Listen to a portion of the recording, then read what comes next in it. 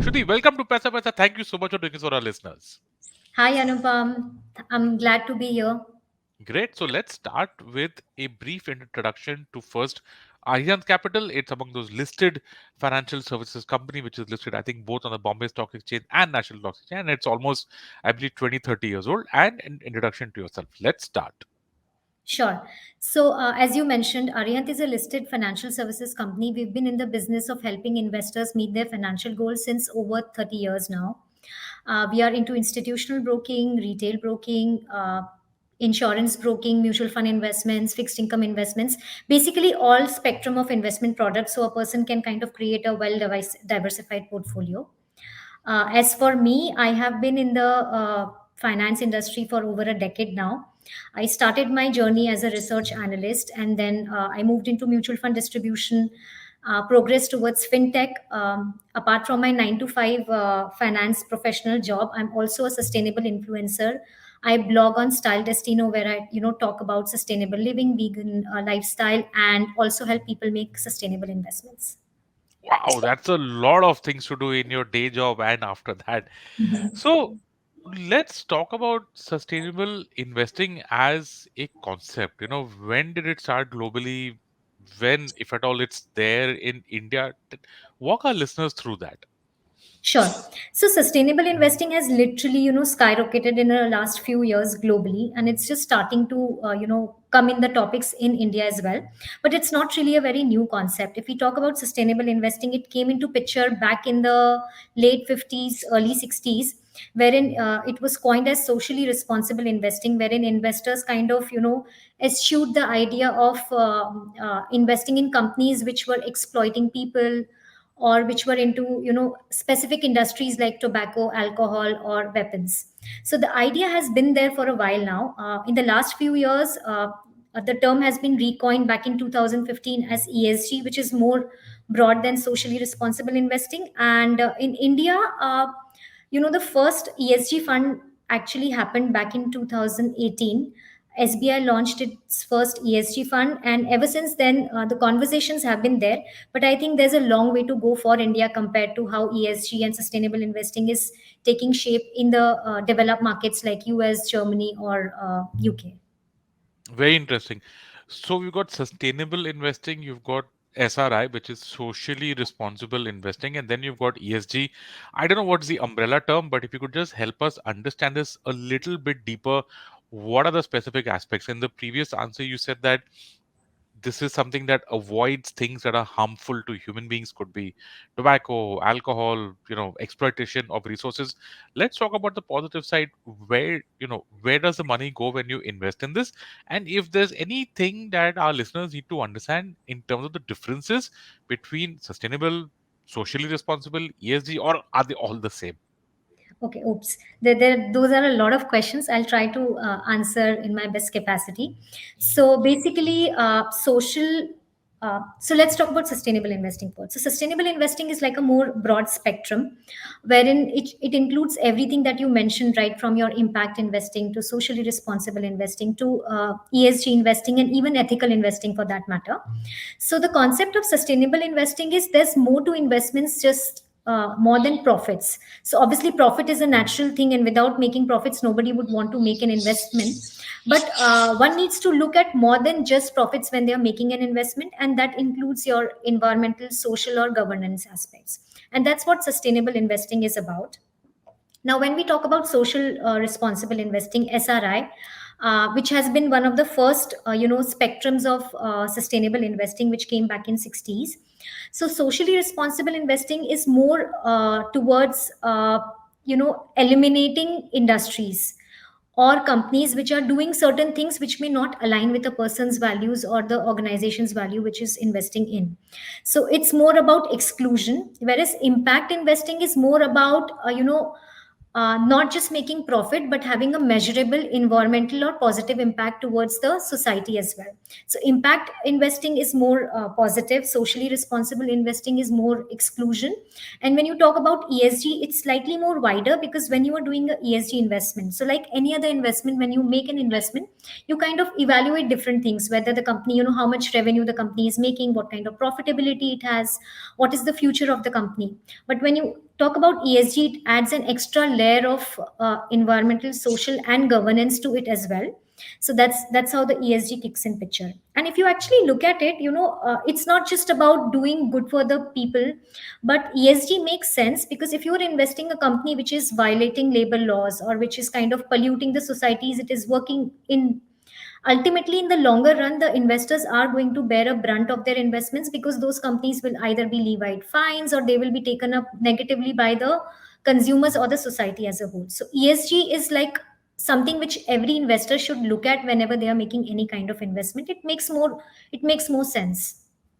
Wonderful. I want to take some specific examples out here. Shruti, if you can just help our listeners with that, with what would you think are examples of all these types of investing? I mean, let's not go into the specific terms, but what would you say are industries or ventures which are good examples of all of this?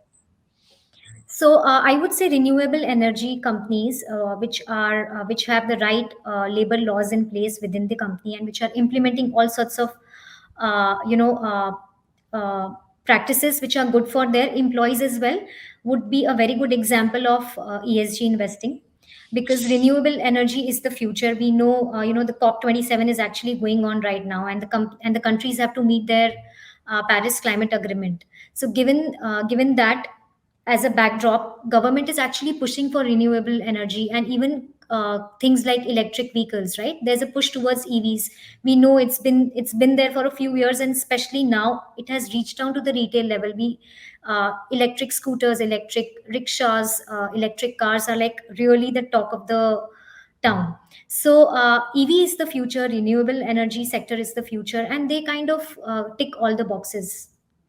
Anything you think in maybe probably microfinance or anything that helps, you know, among the weaker sections of society, to uplift them, maybe something like that, products out there. I don't know if you could help me Yeah, with that. microfinance is actually a good example. Microfinance is a good example, and even banking, which is so a lot of banks are also now pushing towards, green bonds have become really popular these days, and banking has also been asked by the government to evaluate every investment that they are making or every company they are loaning out to.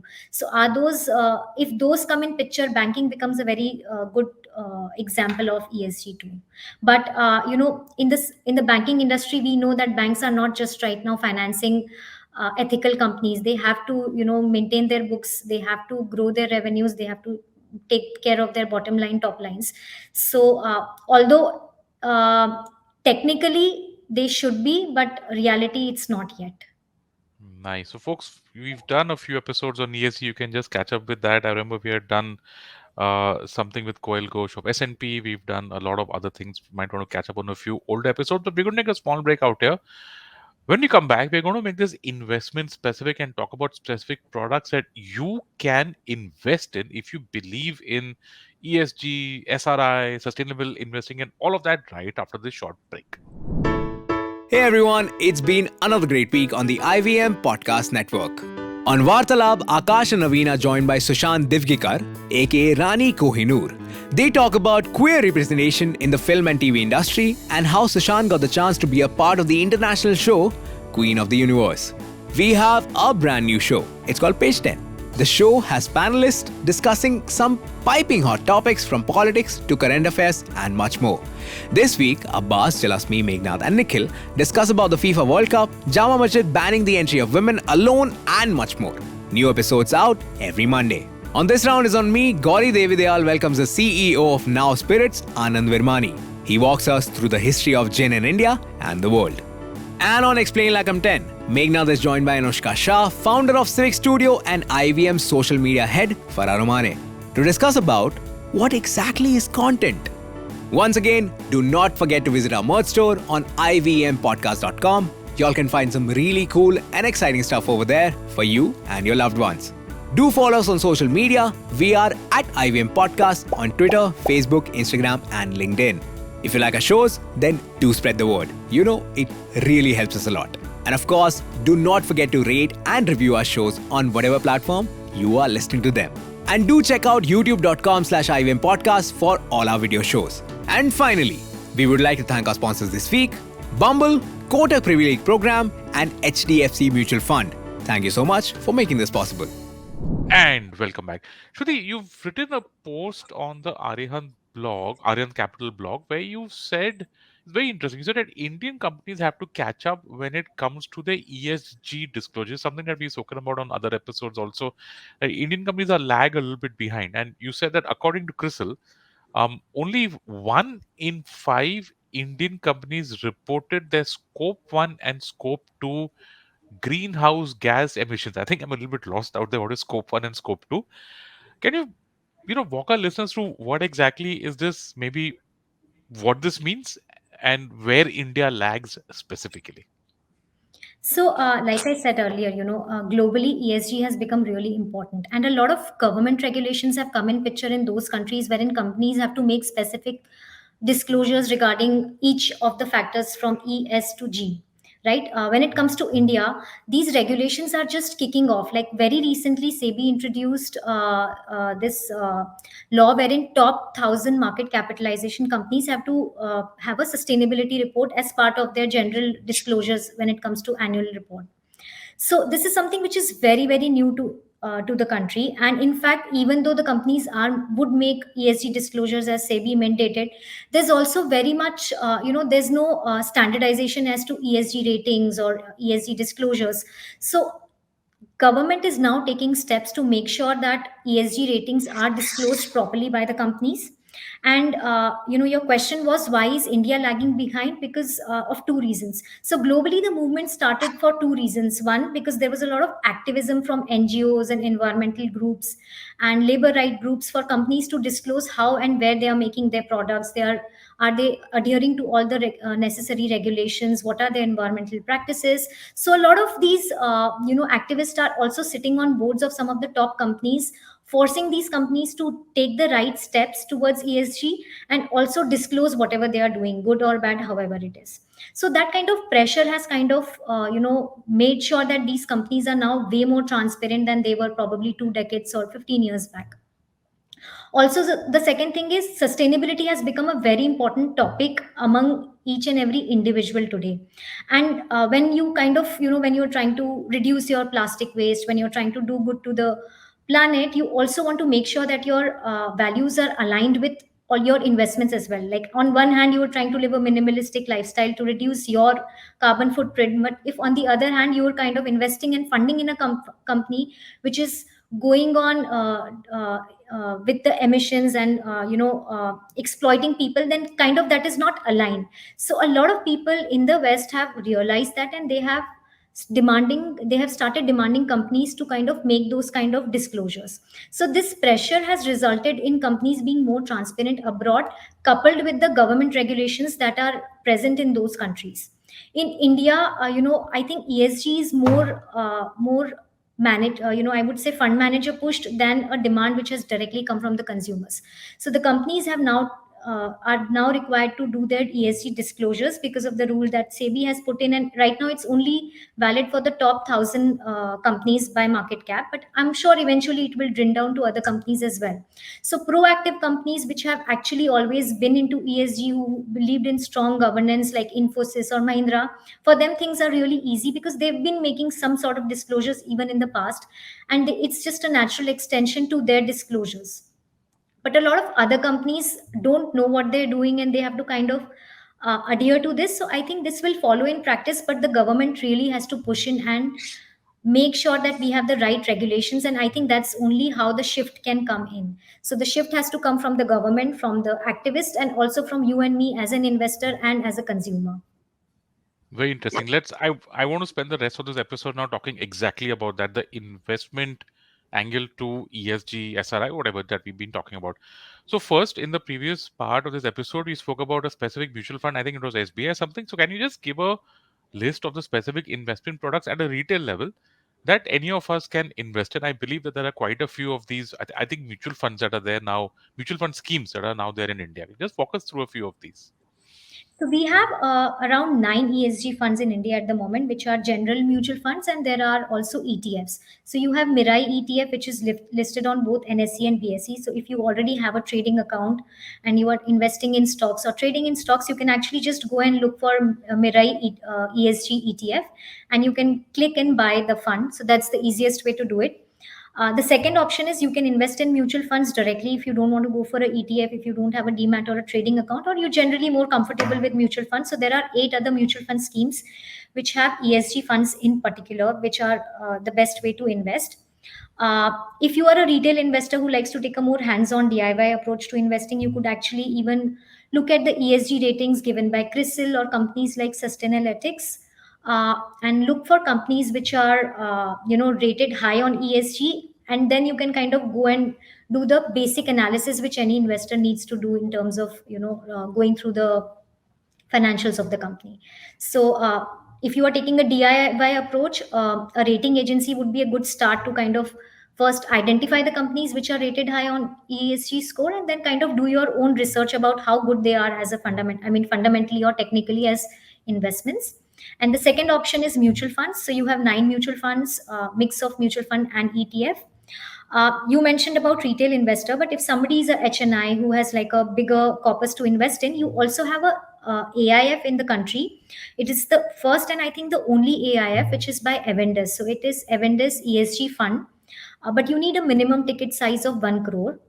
So those are the 3 investment options that you have available in India.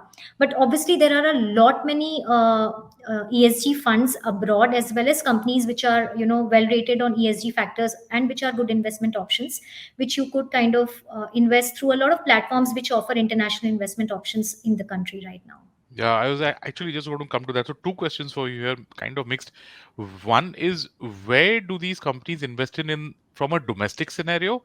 And what are the international products that are out there? You spoke about the Mirai ETF. I don't know whether that's international or local, and even the other mutual fund schemes that are there. Could you just help us understand where do these mutual funds and that one ETF, which I assume goes into an index fund somewhere, where do these funds or ETFs invest their money in?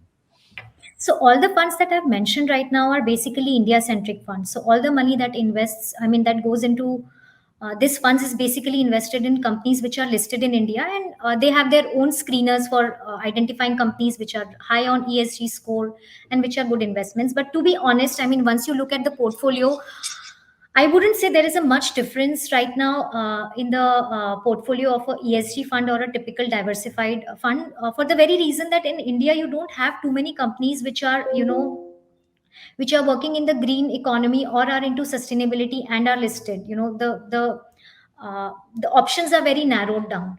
So I think in the next few years we already have Inox Green Energy, I think IPO going on right now.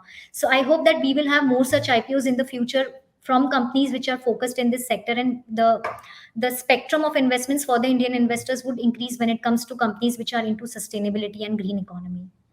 Yeah, and I think that the Mirai ETF invests in the Nifty 100. So there is a Nifty index also that does this, the Nifty 100 ESG sector index, I believe, and that's where the ETF puts the money in, right?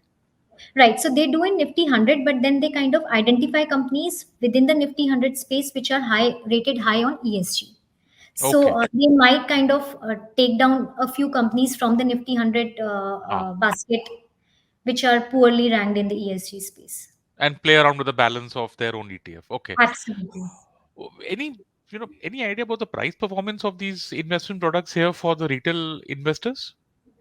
To be honest, these funds have just been recently launched. The first fund was launched in 2018. We are sitting in 22, and all the other 8 funds were kind of between this period. So if we have to kind of make a comparison, I think it wouldn't be a right thing to comment how they perform vis-a-vis their peers or the benchmark indices, because it's a very short frame.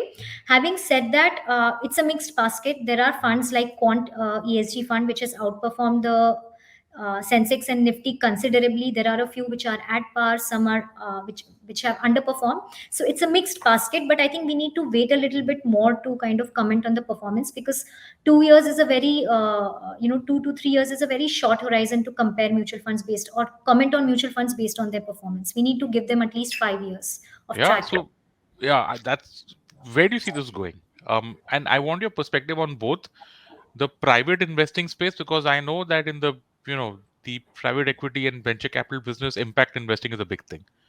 And where do you see this going in the public space, wherein you think that listed companies in India are actually going to focus on this, and that makes ESG investing a really hot topic even for the retail investors. So again, two questions. I know it's a lot, but what's your view on the private space and what's your view on the public space for ESG going forward? So I think ESG is here to stay. It's not a fad that which has come in and which is going to just kind of ripple down, because like we discussed earlier, ESG becomes a natural choice for any investor to evaluate. These criteria are a natural choice for any investor to evaluate, because if you are investing in companies which are doing all the wrong things, maybe in the short term you may be able to make profit, but in the longer run you would see your investments kind of having a southward journey. So we know renewable energy is the future. Fossil fuel, it's not the future. So all the ICE companies are now investing in EV technologies because they know where is the future headed to. So if you try to invest in a company which has not made any kind of investments in EV sector, and which are stuck up to their historical technologies, outdated technologies, they might be raking in money now because EV is expensive, you don't have too much volume and growth. So in the short run probably you would see your money going up, but eventually you would see that company will be behind the competition because they don't have the right product mix which the generation or which the users want in the future, right? So this is just one example. It applies for every other aspect and every other industry. So if you are not if you are not caught up with what is going on in the future and what the future is going to hold for you, uh, as an investor or as a company, nobody is going to do good. So ESG kind of makes sense, and I think it's the future. In terms of private space, as you rightly said, we do have quite a few small impact investing and socially responsible investing funds in India even now, but those are only for investors with a specific ticket size, so it's not really open for everyone at the moment. Their minimums are not probably feasible for retail investors, but there are a few funds, but those are all very high risk products. So you have to also evaluate what is your risk, how much risk are you willing to take, and based on that you can kind of pick one of those funds if you have the money for it. In terms of public, you have a lot of ESG funds, but I think India has a long way to go. It is more of a push right now than a pull. There was no demand from investors in terms of sustainable investing, or investors looking for companies which are highly rated on ESG. But because it's a concept which has been very much popularized abroad, it's coming to India, and fund managers in India, we have that NFO culture. Whenever a new NFO comes in, a lot of investors flock into and invest in those NFOs. So I think that's how the money poured in, even into ESG funds. Probably, I would say most of the investors wouldn't even know what that ESG stands for. It was just probably pushed by one of their investment managers, and they just kind of invested in it. So in India, we have a long way to go, but given that sustainability in general is kind of shaping up in India, a lot of people are aware about the need for changing their lifestyles. They are making a shift towards how they consume, how they what they buy, how they buy, which companies they support. So I think that's naturally going to extend to their investments as well. So the future holds bright, I'm sure, and I'm sure we all will make the right investment choices when it comes to choosing companies and fund those which are doing good, because ultimately, with every money you invest, you're kind of voting for the kind of future you want. So we need to invest responsibly. Yeah. So just winding down the episode, learn to invest responsibly. In this part of the episode, you spoke about how one way to start is to check out a rating agency's ratings for ESG and then choose your companies accordingly. Can we just go a little bit into detail there so that if you can pick a checklist for the listeners, for example, that someone who's listening in right now to us decides to invest in ESG. Let's where and how should he start? What would be your advice to him? What would be a checklist to help him through? So I think the first step is to identify, do some sort of soul searching and identify that how much are you committed to ESG. It's like one of the things you aspire and you want to invest in one ESG fund or stock, or you want to like go all in and have a portfolio which construes only of companies which are into ESG space. So that is the first step I think that any investor needs to do. So that soul searching is most important. Then the next step is, as an investor, what is naturally your way of investing? Like, do you take a DIY approach, or do you prefer to invest in mutual funds? Or I think a mix of both for any kind of investor would be ideal. So you kind of, if you have the time and energy to invest in companies directly, then I think you should kind of have a mix of individual companies as well as mutual funds. If you are somebody who's not interested in numbers, who can't go through the balance sheets, who can't follow and track companies and what is going on, then mutual funds would be a very natural choice for you. In terms of mutual funds, you have 9 mutual funds.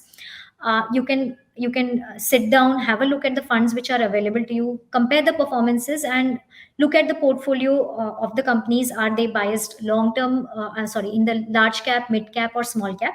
And how much, what is your risk profile? According to that, you can pick one of the funds which kind of is suitable for your level of risk. So that would be the first step. When it comes to investing in individual stocks, you can go through CRISIL. There's also Sustainalytics, which I mentioned earlier. Identify companies which are rated high on ESG score. Once you've identified those companies, you can kind of narrow down your search and see which are the industries or sectors which appeal to you. So if you think, automobile is something, or banking is something which you should have exposure to, identify the companies which are ranked high on ESG in those sectors, and then look at the balance sheet, see companies which are doing well, which are performing well, who have good profitability track record, which have transparent management, so things like the general checklist that we have of any sort of investment. And then I think that would be the best way to create a ESG portfolio. Great. Shruti, so does Arihant Capital do any work out here? And do you have anything here that you want to talk about? Absolutely, Anupam. So basically, at Arihant, we've always been, into the space of socially responsible and ethical investing. So we have a lot of customers who, specifically, Muslim customers or Jain customers, who've been asking us to create a portfolio which aligns with their values. So kind of take off companies which are into animal cruelty or in the business of tobacco or alcohol. So we've been doing that for years, and now we also have a ESG advisory wherein we can help people create portfolio and identify companies which are which align with their values. So whether you're looking for sustainable investing, particularly socially responsible investing, because you have a certain value set in your in your lifestyle which you want to extend to your investments as well, or you're somebody who's like passionate about the environment and want to make investments only in companies which are doing good for the planet, or want to take like ESG as a whole, we help people make that investment choices and help them create a portfolio for them. Nice, folks. So the website is Arihant Capital. You can just check out the website. I'm sure that you can walk your way through that. Shruti, one last question. Very important question. What is a sustainable lifestyle like? What are the changes that we should do, all our listeners should do? I'm sure that you do, because you're someone who's an influencer in the space. You've done a lot of work. I'm sure that you also walk the talk when it comes to sustainability.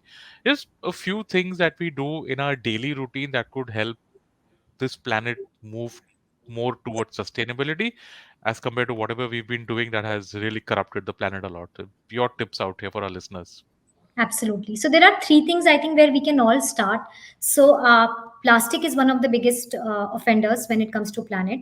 The second is fashion, and the third is food waste. And if there are small changes which we can make in our lifestyle to tackle all these three aspects, I think we can contribute our bit to the planet in a very small and easy way. So one is obviously to avoid single use plastics, carry your own water bottles wherever you go. I think this is something which has been ingrained in our Indian value system, right? Earlier we would always carry our own water bottle or ask for filtered water in the restaurants. We'd never use those single use cups. We would use those steel glasses and mugs. So I think we can continue doing that. When we go to restaurants, we can carry our own lunchbox or dabba instead of taking that plastic takeaway box, right? So these are very small, simple things which we can do. Carry our own shopping bags, because single use plastic is one of the biggest polluters. We have the ocean which is polluted with single use plastic. It's creeping up in our landfills, uh, poisoning our food chain, poisoning our water streams. So I think we need to really do something there. When it comes to fashion, rewearing, repeating, reusing, mending, recycling, renting, borrowing are the things which we should come back to. This is again something which we did back in the old days, and it's part of the Indian culture as well. If something kind of tore off, we would not just go and buy new clothes. We would go to a tailor, get it mended. If something was tighter or looser, we'd go to a tailor and get it mended, right? We wouldn't shop every season. We'd have like one or two pair of jeans and a couple of t-shirts which we wouldn't mind re-wearing. I think with the advent of social media, somehow it has been ingrained in our brain that repeating your clothes is kind of a faux pas, which is it isn't.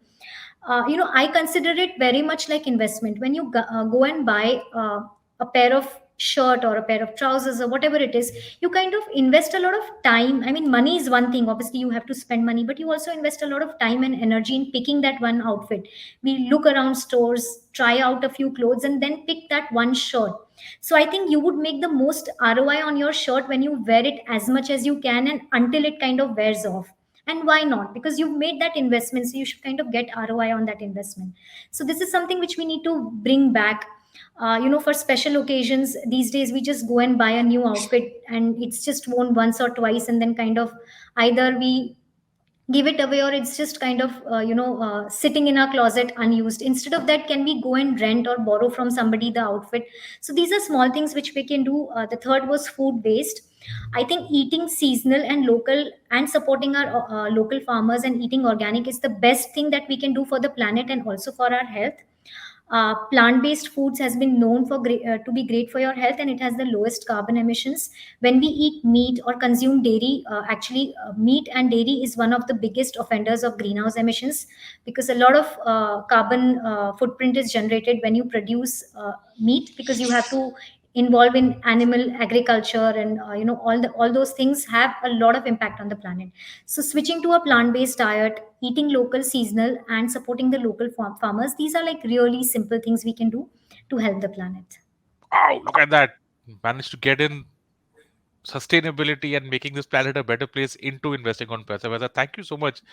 Should you said you've got something out of your day job that style sometimes. So if our listeners want to follow you, is that an Instagram account, or where can they follow you for this kind of for these kind of tips? Sure. So I have a blog on Instagram as well as website. I have a website which is called Style Destino, StyleDestino. So you can follow me there for some more inspiration on sustainable and vegan lifestyle and investments. Oh, folks, there you go. How about that, huh? I mean, never thought that I will do an episode on vegan and sustainability, but that's a wrap on this episode of Paisa Paisa, really special episode. My guest, Shruti Jain, Chief Strategic Officer and Sustainable Influencer at Arihant Capital. Shruti, thank you so much. Really, thank you so much for doing this for our listeners. Thank you, Anupam. It was great having this conversation, and I hope that the listeners will make one small change after listening to this episode.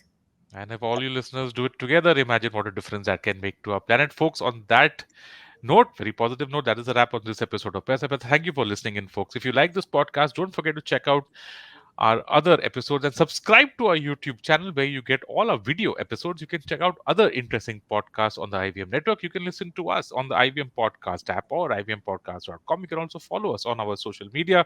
We are IVM Podcast on Twitter and Instagram. And if you want to reach out to me, I'm your host, Anupam Gupta, B50 on Twitter. And folks, thank you. Really, thank you so much for listening to Paisa Vaisa. No material on the show should be considered as financial advice. The material on the show is for informational purposes only. Please consult a financial advisor before taking any investment decision.